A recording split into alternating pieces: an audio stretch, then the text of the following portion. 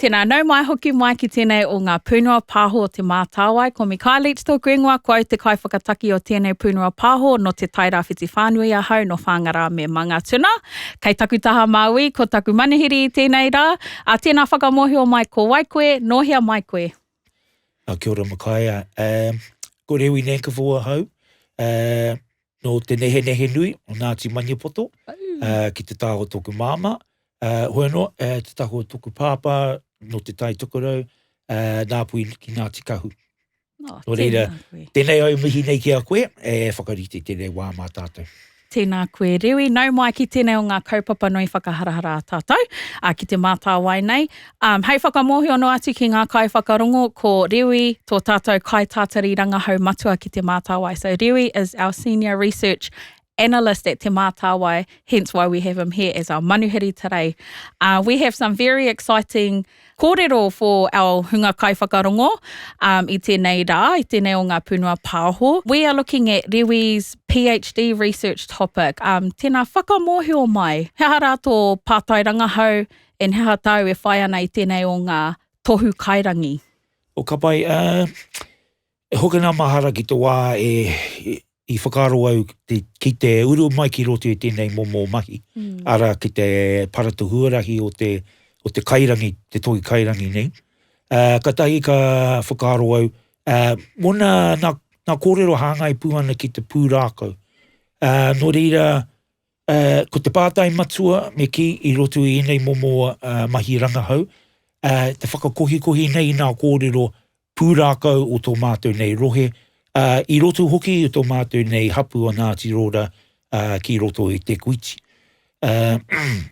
Kei reira tō mātou nei whare tūpuna te tokanga nui ānoho e tūana. Mena o hono tanga ki nā iwi maha o te tai rāwhiti ki mā tātua waka otira ki nā tūpuna tūrongo rāwa ko mahinarangi. Nā tātai whakapapa e herea nei a mātou ki te kingitanga ki Waikato tainui whānui. Koe nei pēr te take ka whai au I tēnei huarahi o te rangahau ki a ata wetu e te tua kiritanga kai roto I o mātou nei pepeha kia hoki a mai anō tā mātou nei tangata ki te ako I nā mātauranga Māori ki roto I te poho tō mātou nei whare o tira kia tū whakahihi ai I runga I te matua te whenua I roto hoki o tā rātou nei rangatiratanga. Ko te reo tērā, te waka e kawea nei tā rātou pepeha, kia mōhio mai ai mātou, o tira tātou o te tahapu o Ngāti Rora, ko ai mātou, nōwhea mātou, o anei mātou, tahapu o Ngāti Rora e mihi nei kia o koutou. Tēnā koe I tērā o ngā whakamāramatanga, ngā whakamahukitanga o tō kaupapa rangahau, me te mea hoki ko te tuakiritanga tētahi o ngā kaupapa matua, tētahi o ngā hua matua e whaia nei tātou kia ukaipoa no te reo. Neira, he koanga ngākau ki te whakarongo ki o kōrero e hāngai tonu ana ki tō hapu a Ngāti Rora. Nā reira, ka tahu rau ki te reo ingarihi te mea I te pānui au I wetahi o ngā kōrero whakamārama e hāngai ana ki tō tohu Kairangi, tēnā koe te tuku mai. Ko taku tono kia koe tēnā me whakapuaki ngā whakaro I tēnei o ngā kianga kua tipakohea nei e au. So, for everyone listening, if you heard that brilliant explanation around Rewi's research, and it's really exciting because it touches on a lot of the things that we're trying to achieve, reach that destination of kia ukaipoa no te reo. Ukaipo is a big thing for us, and I think Rewi, you've narrowed it down to this particular statement that I'm going to draw out from your abstract. So you've said that the aim of this research is to assist future generations of Ngāti Rora hapu to develop a te reo Māori revitalisation strategy. So, we work in the research space. We see a lot of research being conducted, but I love how this is going to lead to further development for Ngāti Rora. Can you just break down what you can see or envision from this research into a revitalisation strategy? Oh, absolutely. And I mean, that's a great question there, Micaiah. And it's probably fitting at this particular point in time because we're coming to the stage where Ngāti Maniapoto is in the second reading of its claims, and where we're going to Parliament as Ngāti Maniapoto Whānui. Exciting. And so within that is a space there for us as Ngāti Rora to sort of basically rediscover our identity and to reimagine it through the lens of our rangatahi. And I think the key thing to this particular research here in terms of the ukaipo i te reo, i te kāinga, i te hapu, kia whakatangata whenua mai i tō nākau. And I believe that the way that we're going to do that is actually through the lens of our rangatahi and creating those spaces for them. Spaces to speak on our behalf, but spaces to speak on the paipai, spaces to work at the marae. And if there's no spaces created for them, then let's make those spaces. Because if we look at the breakdown in terms of the percentage, or the demographic of our people here, what's in Ngāti Maniapoto Whānui, we're talking around 38,000 of our people, affiliate to Ngāti Maniapoto. A large proportion of that affiliate to Ngāti Rora, because Ngāti Rora is one of those big hapu in a township. And our tupuna whare is 150 years old this year, so it has connections probably 7-8 generations back. Wow. And so there's a lot of, principal whānau that are involved, that are connected, that belong to the pepeha or the different pepeha around our region. So if you think about what that's going to look like in terms of the body of population, the next generation coming through, that's going to look a little bit different to what it looks like through my lens, my parents' lens, my grandparents' lens. Yeah. And actually, I'm pretty excited because, I believe that this is the embodiment of the e tipu area. And so the legacy we're going to leave behind for them is their ability to go between the two worlds. But also making sure that the language is, it's planted deep in there and that they are able to go back, have a look at their history, do the deep dive in terms of who they are, but also how they connect. And I think that's the beauty of doing this type of action research from a mātauranga Māori space, using our kaupapa Māori methodologies, but also looking at those indigenous models internationally in terms of language revitalisation.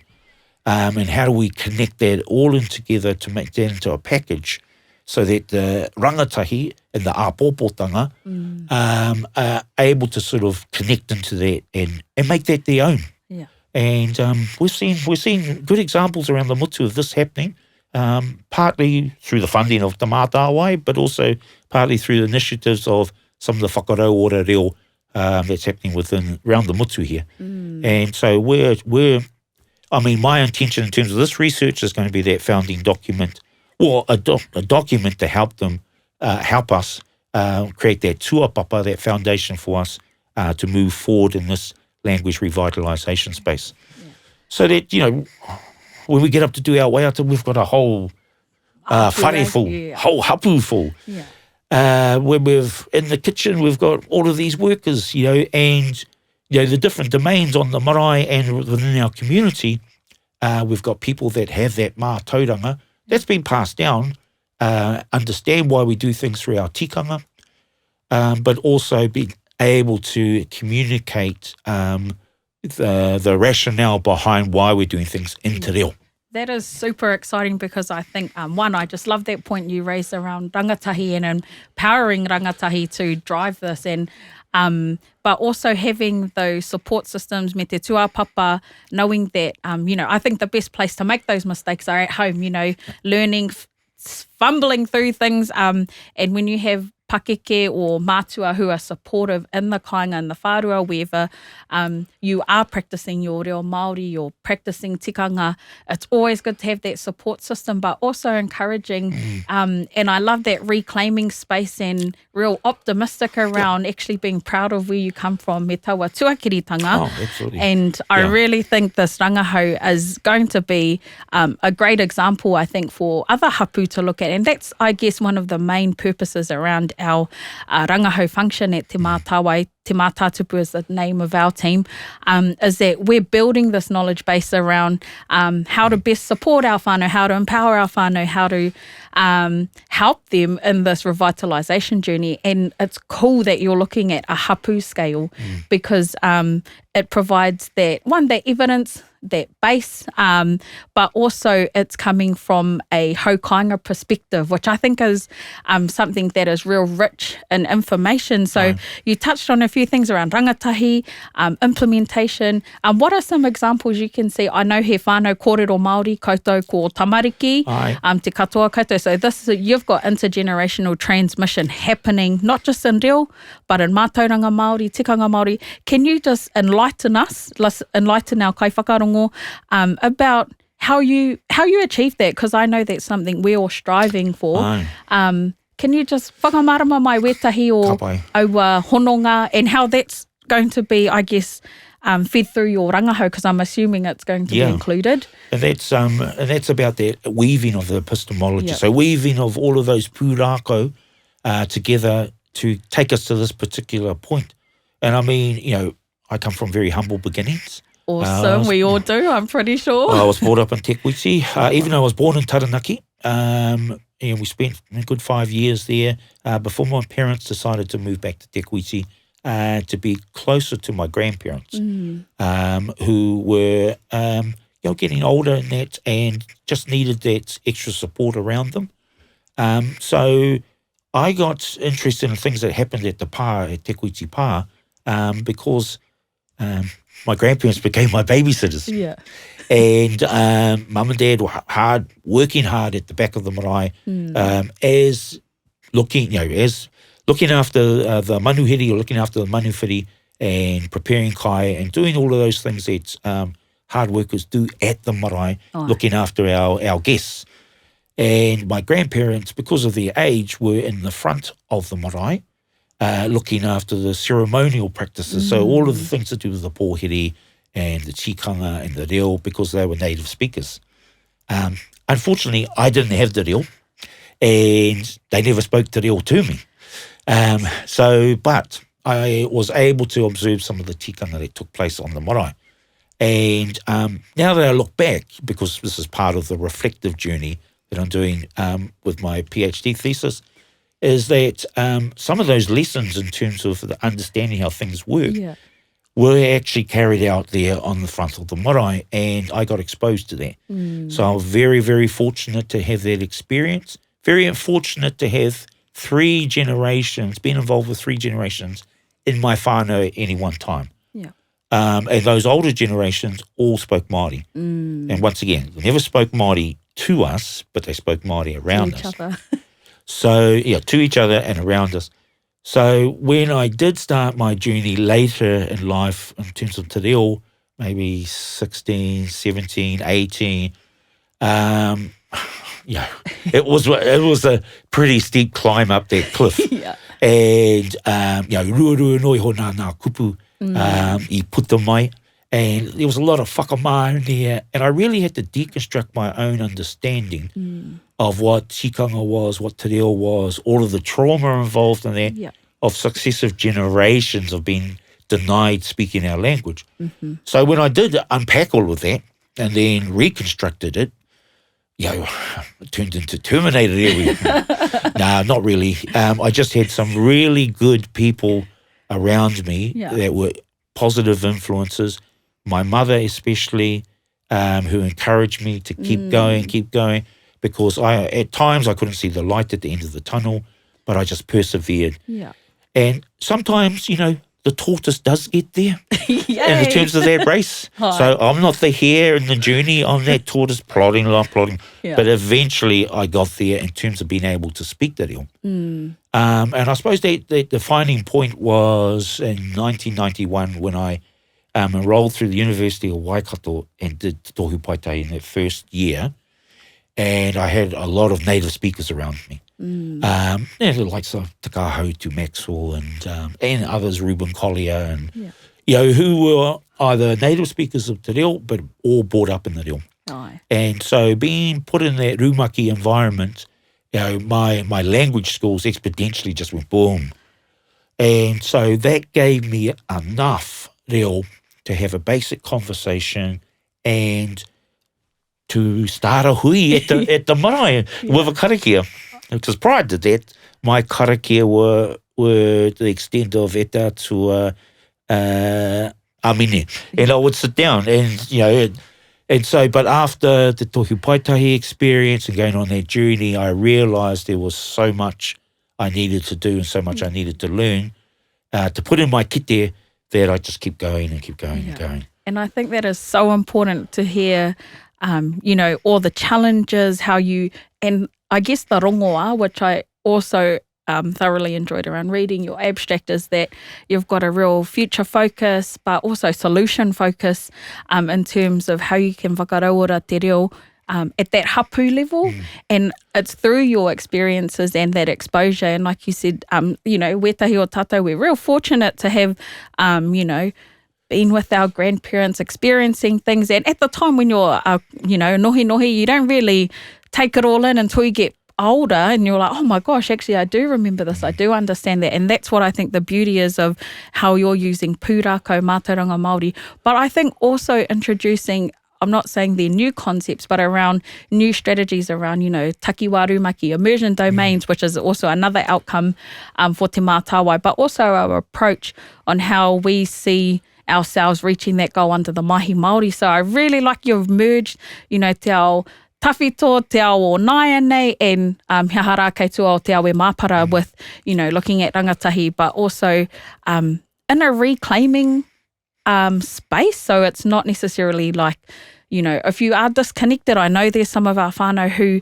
aren't connected to our tuakiri, and I really like if you can break down Rewi, what you told me around understanding ko waiahau, and can you just enlighten us with that that first step? And I think you've just explained it, but also how your rangahau is going to,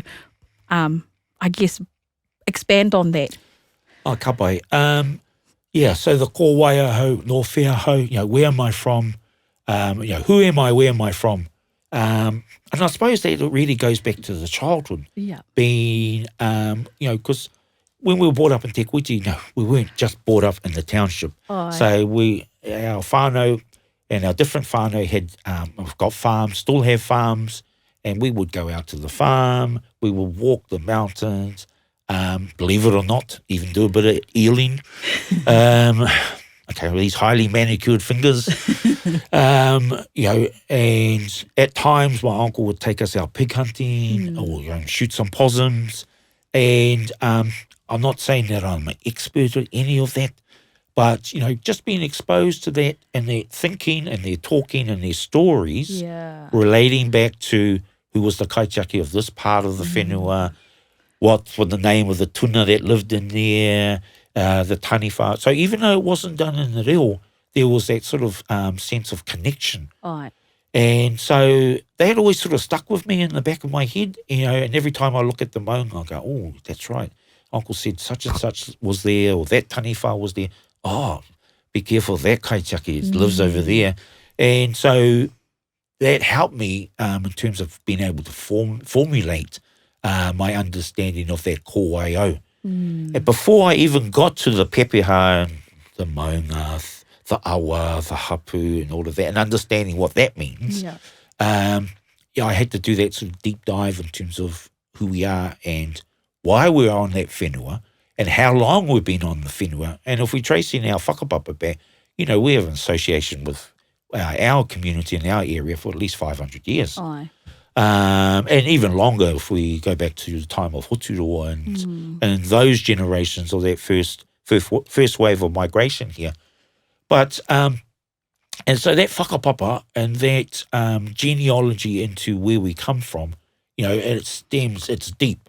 And so similar to my dad's side, but I was brought up on mum's side. Aye. And so mum and dad both lived in the township in Te Kuiti, and the times that we travelled back up north were really for tangihana. And because I'm the youngest of my generation, all of my sort of thinking and that is shaped around what the activities happened at the marae because of the sense of service and responsibility my parents and grandparents had, aunties and uncles, cousins had in the community. And so they were the ahi ka roa, kept the fires burning, ensuring that our tupuna whare in terms of ngā iwi katoa o te motu, were looked after with manaaki and all of those things. Yeah. And so, I got to see on the other side the inner workings of how the marae worked. Yeah. The marae committee, the trustee meetings, and Yeah. those really short hui, not very long hui, about kaupapa, about issues, and but that gave you an appreciation of that sense of wānanga. And the effort that's gone into it, eh? Yeah, and then when you sort of take that all away, you can understand that actually within all of that's identity.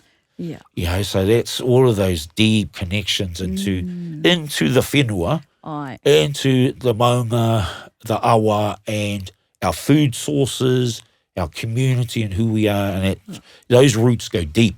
Yeah. And that's really, even though that my majority of my mum's generation, if my mum was still alive, mum and dad, they'll be 90 now. Yeah. A lot of them didn't have the reo. They could understand the reo, but they didn't have the reo. And so then the next generation definitely didn't have the reo. And my generation is the start of the Renaissance. Ka pai. So I'm a Renaissance man, whatever that means. But so we're started the Renaissance period. And I think that's an important point that you have raised, because you aren't alone in that space. And my reanga, we have benefited, if that's even, we benefit from those efforts that your reangas put in, and the belief in movements like kura kaupapa, kohanga reo, and just speaking Māori, being proud to be Māori. We are the beneficiaries of that. And, I know there's a lot of pressure on us, so tēnā tō mātou, tō tātou reanga, kia kaha tonu tātou ki te kōrero Māori, ki te whāinga tikanga Māori.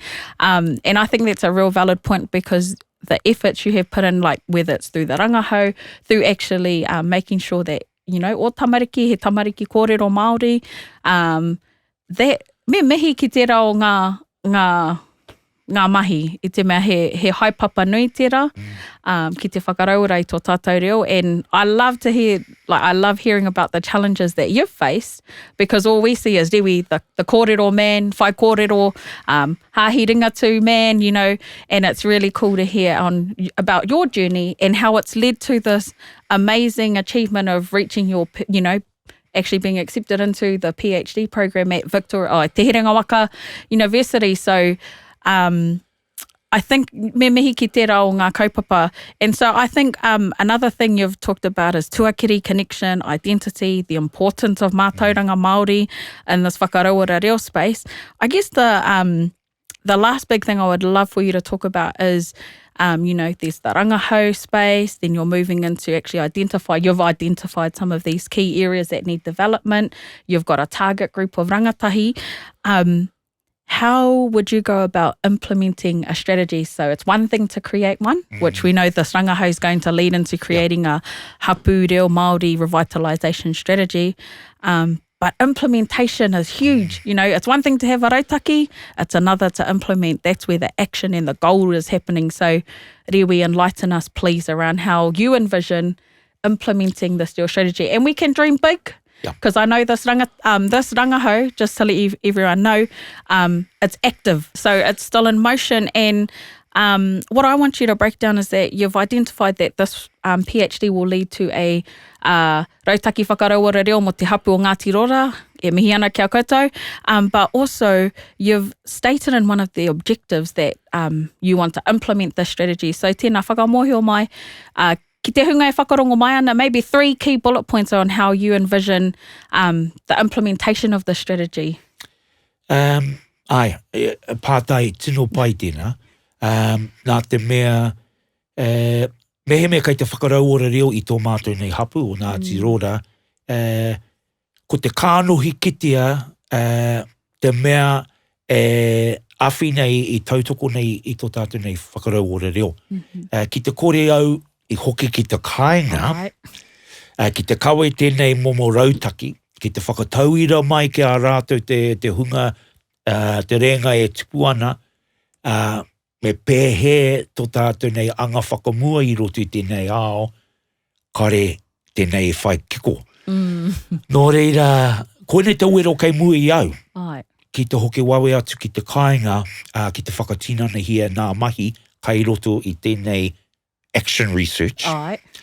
Kia whakatutuki nā hihia nā wawata, nā whainga o te huarahi o te rangahau. Now, in this sort of space, in this COVID space, over the last couple of years, it's been really, really difficult. Yeah.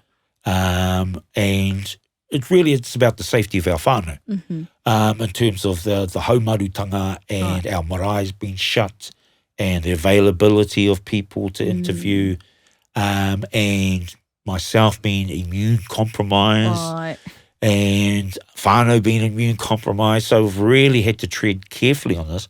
And so a lot of my interviews have actually been done via Zoom, which is probably not necessarily the best thing because you get more out of in an interview situation with that kānohi ki te kānohi, rai ki te rai, kōrero ki te kōrero, hei wānanga I ngā kaupapa. And so even though I appreciate the data that I have collected, there's probably an opportunity now for me to have some more focus group wānanga with some of our pakeke back in the kai. So so the key thing about this is about you've got to be the face of it. You've got to drive it and you've got to show what good looks like, the quality, the kaunga. And if I think about some of the recent comments I've heard at a conference of Tā Timoti Karatu, it's really this is all back on us.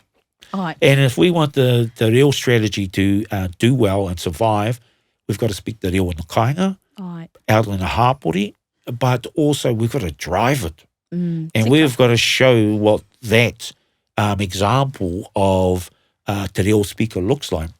So whether that's the whai kōrero, whether it's about our presentation and how we look, whether it's about our... Whāngai te reo ki ngā tamariki. Whāngai te reo ki ngā tamariki, ki ngā mokopuna. And hey, I've got to actually reflect upon some of my practices. I mean, it's okay with my kids, but have I gone as far as my nieces and nephews in terms of being able to speak Māori to them all the time? Probably not. But what I have done is set up online wānanga for us, and so that we have whānau Zoom time, whānau wānanga, which, Uncle's able to sort of go through some basic reo and basic tikanga for them, so that I'm preparing them for the inevitable when I'm not here, but also so that they're prepared and they know what they need to do when they go onto the marae. And and represent themselves and their whānau and things. Awesome. That's actually really good. Tērā reo tuku iho, me tuku iho ki ngā reanga, up and down, ascending, descending. So on that note, I think Rewi tuatahi ake ka mihi kia koe, mo te whāngai I o kōrero I o mātauranga, e hāngai ana ki tō tohu Kairangi. Just really want to thank you for sharing it's an active piece of research and rangahau, and the findings and I guess the pathway and the tuāpapa that you're setting up for Ngāti Rora hapu and the revitalisation of te reo Māori in a hapu space, I think is really exciting. And Rewi and I encourage our kairangahau out there, koutou e whakarongo mai ana, to actually look into researching into your own hapu and your reo journeys. Like, that is something that is huge, and we want to fill that knowledge gap that is out there, because kei a koutou te rongoa, and I really like what you touched on, Rewi. We need to drive it in order for us to reach that destination of kia ukaipua no te reo. Nā reira, e mihi ana kia koe Rewi, mō ngā kōrero, e mihi ana ki tēnei o ngā kaupapa. Tēnā koutou katoa. Kia ora.